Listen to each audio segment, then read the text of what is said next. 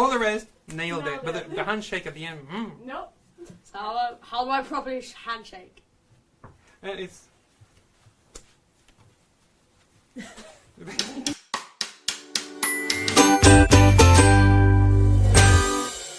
Tell me about your tie knot. It's called the Trinity Knot. So it works as a little triangle where every side seems to go under the next one.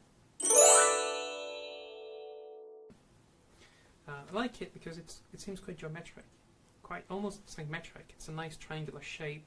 The only tricky part with this one is you see the knot that you have. The smaller end of the tie is behind the larger end. Larger and narrow just behind.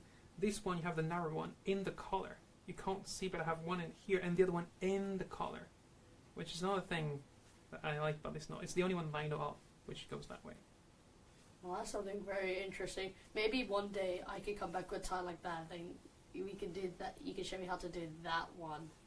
Yes, this one unfortunately I don't have the I don't have the one arm approach to this one. It requires a bit more adjustment.